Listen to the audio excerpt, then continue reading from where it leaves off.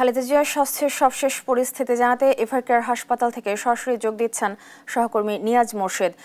নিয়াজ, খালেদা জিয়ার স্বাস্থ্য পরিস্থিতি নিয়ে সবশেষ কি তথ্য আছে আপনার কাছে, জানাবেন আমাদের।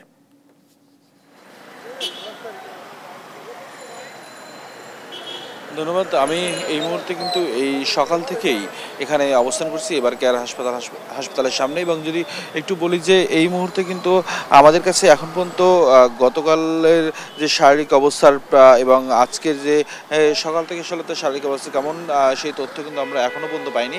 এবং যদি একটু বলে রাখি যে বিএনপির পক্ষ থেকে আসলে দায়িত্ব দেওয়া হয়েছে তার শারীরিক অবস্থার সার্বিক তথ্য জানানোর জন্য ডাক্তার AZM জাহিদ হোসেনকে।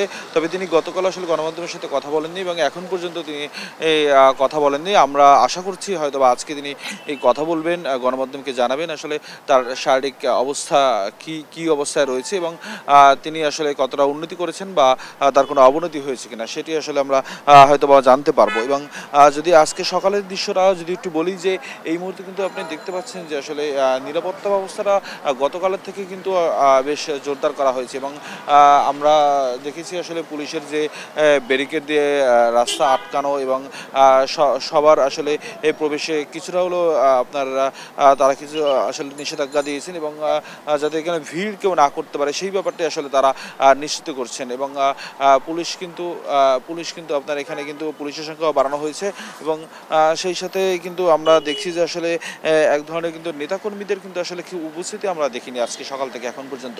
তবে কিছু সংখ্যক নেতাকর্মী এখানে আসছেন তাদের আবেগের বশবর্তী হয়ে যে আসলে খালেদা জিয়া এখানে আছেন সেই খবরটি শোনার জন্য, তিনি কেমন আছেন এমনটি জানার জন্য আসলে মাত্রই অল্প সংখ্যক নেতাকর্মী এখানে রয়েছেন। তবে খুব একটা বেশি আসলে তাদের উপস্থিতি লক্ষ্য করা যাচ্ছে না। এই ছিল আমার কাছে এভারকেয়ার থেকে সর্বশেষ তথ্য।